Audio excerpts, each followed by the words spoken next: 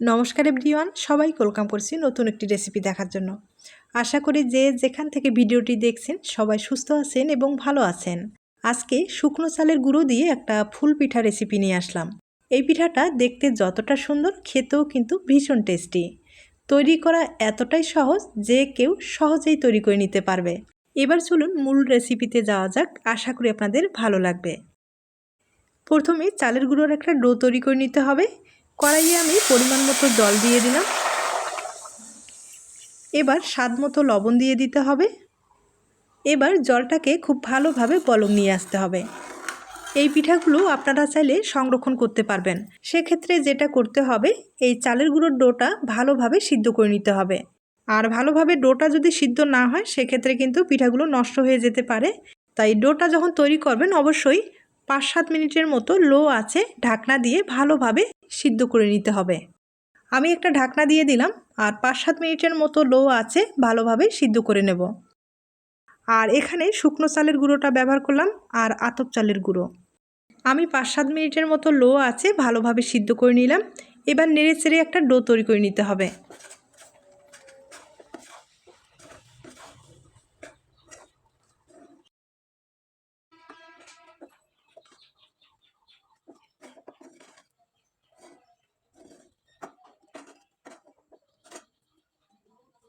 এবার ডোটাকে খুব ভালোভাবে মথে নিতে হবে, তবে অনেকটাই গরম রয়েছে। আর চালের গুঁড়োর ডোগুলো গরম অবস্থায় ভালোভাবে মথে নিতে হয়। একটু ঠান্ডা হওয়ার পরে এই ডোগুলো কিন্তু ফেটে যাওয়ার সম্ভাবনা বেশি থাকে। তাই গরম অবস্থায় ডোটা তৈরি করলে একবারে সফট একটা ডো তৈরি হয়ে যাবে। তবে অতটা গরমও হাত দিতে যাবে না, হাত কিন্তু পুড়ে যাওয়ার সম্ভাবনা বেশি থাকবে। তাই হাতে ঠান্ডা জল লাগিয়ে ডোটা তৈরি করে নিতে হবে। ডোটা প্রায় আমি তৈরি করে নিলাম। আর অফ ক্যামেরায় কিছুটা ডোয়ে কিন্তু আমি একটু ফুড কালার ব্যবহার করলাম। তবে আপনারা যদি ফুড কালারটা পছন্দ না করেন সেক্ষেত্রে স্কিপ করতে পারেন। এবার আমি পিঠার ডিজাইনটা তৈরি করে দেখিয়ে দিচ্ছি। ছোট্ট একটা লিচি কেটে নিলাম আর যতটুকু সম্ভব পাতলা করে বেলে নেব। এবার একটা কুকি কাটার দিয়ে গোল করে কেটে নিব। তবে এই পিঠাগুলো আপনারা চাইলে কিন্তু ছোট বড় করে তৈরি করে নিতে পারেন। আর আমি মাঝারি সাইজ করে তৈরি করে নেব।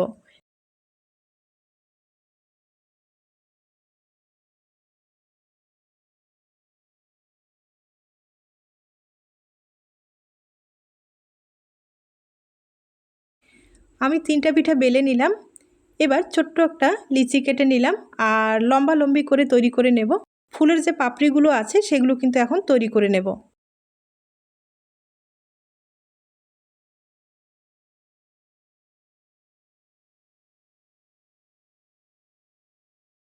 আমি ছোট ছোট করে কেটে নিলাম। এবার হাত দিয়ে কিন্তু একটু লম্বা লম্বি করে তৈরি করে নিতে হবে। আমরা যে চুষি পিঠাগুলো তৈরি করে থাকি একইভাবে কিন্তু এটাও তৈরি করে নিতে হবে। আর এগুলো আমি পাতা হিসাবে ব্যবহার করব।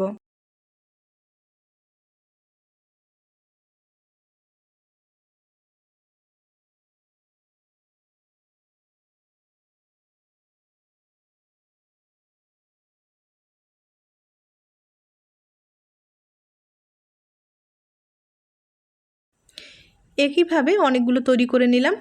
এখন যেটা করতে হবে, আঙুলের চাপ দিয়ে পাতা শেপের ডিজাইন তৈরি করে নিতে হবে। আর ছুরির অপর যে সাইডটা আছে সেটা দিয়ে কিন্তু একটু ডিজাইন তৈরি করে নিলাম, তাহলে পাপড়িটা দেখতে ভালো লাগবে। আর এভাবে আমি সবগুলো পাপড়ি কিন্তু তৈরি করে নেব।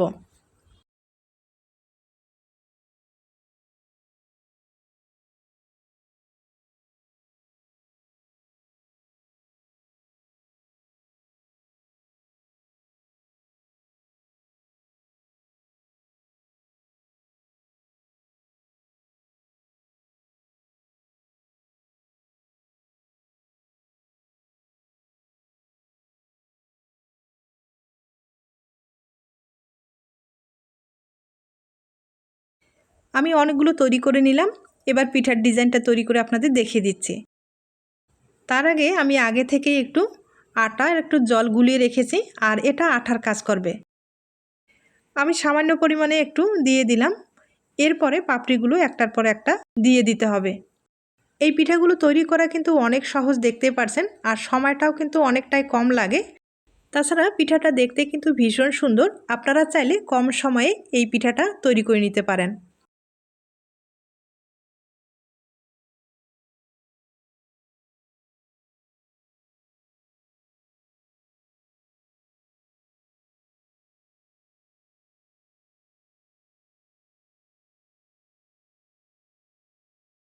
পিঠাটা আমি তৈরি করে নিলাম আর দেখতেই পারছেন কতটা সহজে পিঠাটা তৈরি করা যায় আর দেখতেও কিন্তু ভীষণ সুন্দর হয়েছে। একইভাবে আমি আরেকটা পিঠা আপনাদের তৈরি করে দেখিয়ে দিচ্ছি।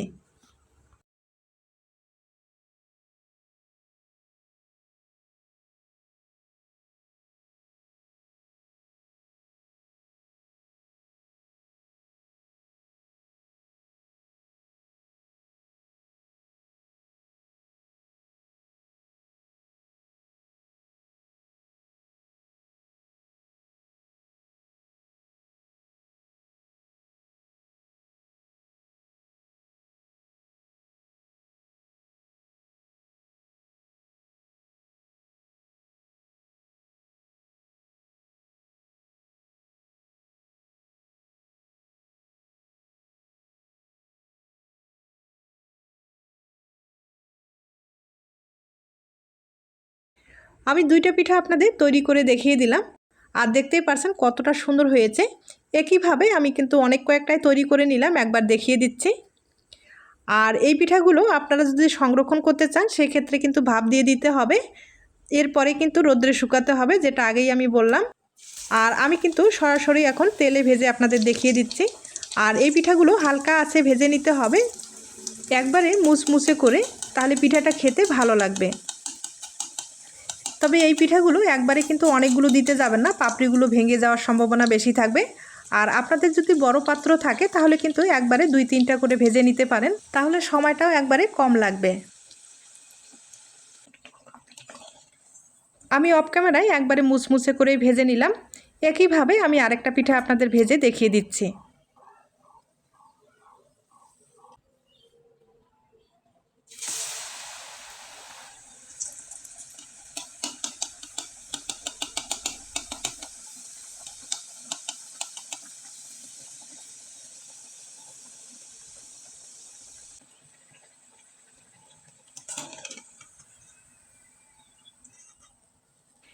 আমি কয়েকটা পিঠা অফ ক্যামেরায় ভেজে নিলাম, এবার আপনাদের একটা ভেঙে দেখিয়ে দিচ্ছি। তার আগে থেকেই আমি একটু গুড়ের শিরা তৈরি করে রেখেছি, পিঠাগুলোর উপরে একটু ছড়িয়ে দিলে পিঠাটা খেতে ভালো লাগবে। তবে গুড়ের শিরা ছাড়া এই পিঠাটা খেতে ভালো লাগবে না। এবার একটা পিঠা আমি আপনাদের ভেঙে দেখিয়ে দিচ্ছি। আর রেসিপিটি যদি ভালো লেগে থাকে অবশ্যই একটা লাইক দিতে ভুলবেন না। এখন একটা পিঠা আমি ভেঙে দেখিয়ে দিচ্ছি। এই পিঠাগুলো একবারে মুচমুচে করেই ভেজে নিলাম, আর মুচমুচে করে ভাজলে পিঠাটা খেতে ভালো লাগবে। তাইলে আজ এ পর্যন্ত, নতুন কোনো রেসিপির সাথে আবার দেখা হবে। আর নতুন রেসিপির জন্য সবাইকে আমন্ত্রণ রইল। সবাই ভালো থাকবেন এবং সুস্থ থাকবেন।